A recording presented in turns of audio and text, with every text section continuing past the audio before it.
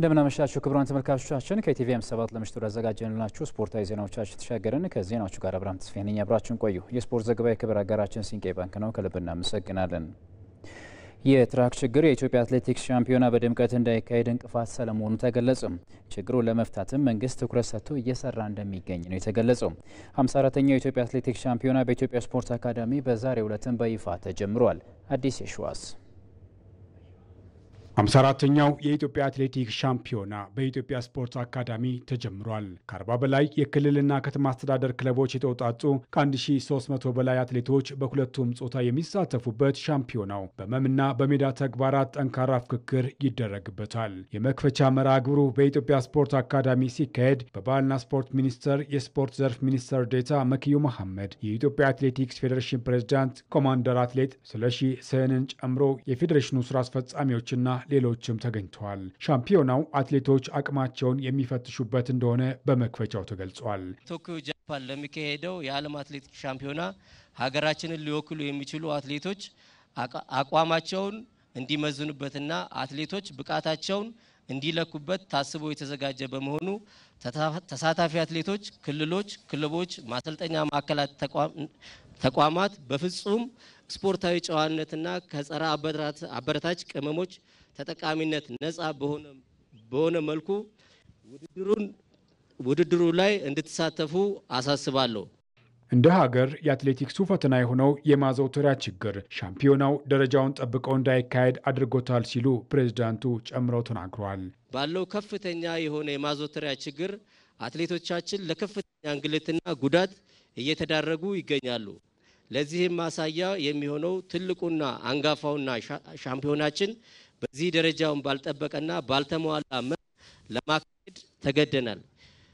ከዚህ በተጨማሪም የአዲስ አበባ ስቴዲየም በጥገና ምክንያት አገልግሎት ካቆመ ጊዜ ጀምሮ የሜዳ ተግባራት በተለይም የውርወራ ውድድሮች በተለያዩ ቦታ ባሉ ማዘውተሪያ ስፍራዎች ያለ ተመልካች በመካሄዳቸው አትሌቶቻችን እንግልትና ስነልቦና ጫና ማድረሱ ሳይታለም የተፈታ ነው። በዘርፉ የሚታየውን ችግር ለመቅረፍም ሆነ ዓለም አቀፍ ውድድሮችን ለማስተናገድ አዳዲስ ማዘውተሪያዎችን መገንባትና ነባሮችን የማሻሻል ስራ እየተሰራ መሆኑን የስፖርት ዘርፍ ሚኒስትር ዴኤታው መክዩ መሐመድ ተናግረዋል።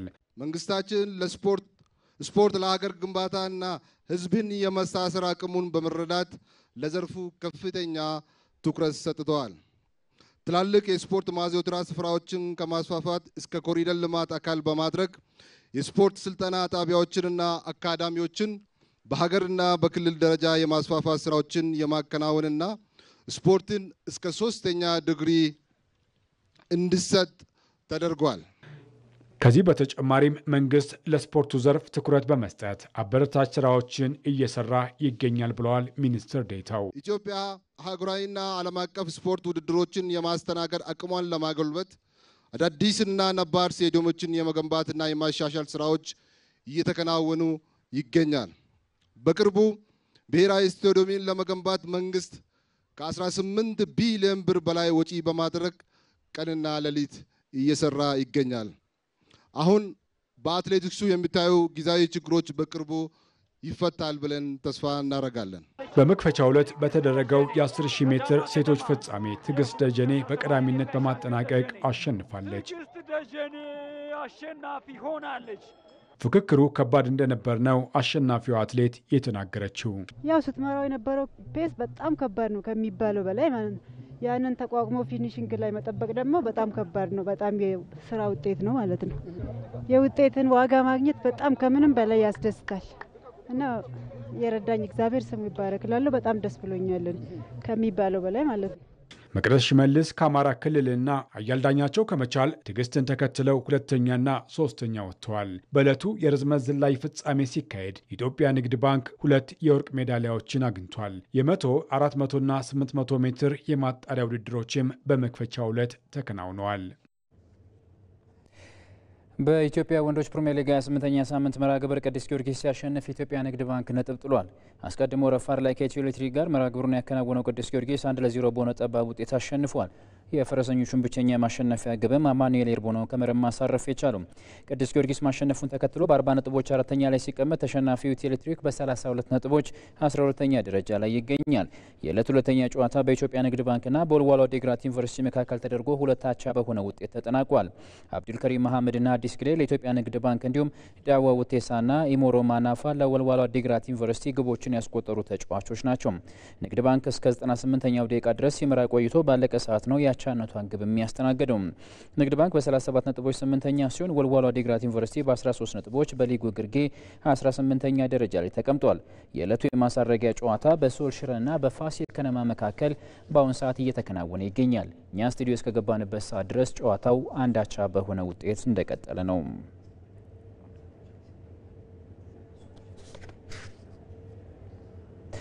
የኢትዮጵያ ንግድ ባንክ ሴቶች እግር ኳስ ቡድን የ2017 ዓ.ም የኢትዮጵያ ሴቶች ፕሪሚየር ሊግ ሻምፒዮን ሆነ። ዛሬ በ25ኛው ሳምንት ከቦሌ ክፍለ ከተማ ጋር ጨዋታውን ያደረገው ኢትዮጵያ ንግድ ባንክ 5-0 በሆነ ሰፊ ውጤትም አሸንፏል። ንግስት በቀለ በቀድሞ ክለቧ ላይ 3 ግቦችን በማስቆጠር ሃትሪክ ስትሰራ ሴናፋ ቁማና ረዴት አስረሳኝ ቀሪዎቹን ግቦች ለኢትዮጵያ ንግድ ባንክ ያስቆጠሩ ተጫዋቾች ናቸው። በውጤቱ መሰረት የኢትዮጵያ ንግድ ባንክ የሴቶች እግር ኳስ ቡድን በሊጉ አንድ ቀሪ ጨዋታ እየቀረው በ59 ነጥቦች የዘንድሮ ዓመት የኢትዮጵያ ሴቶች ፕሪሚየር ሊግ አሸናፊ መሆኑን አረጋግጧል። ንግድ ባንክ ላለፉት 5 ዓመታት በጥቅሉ ደግሞ ለ8 ዓመታት የኢትዮጵያ ሴቶች ፕሪሚየር ሊግን በማሸነፍም ታሪካዊ እግር ኳስ ቡድን ሆኗል።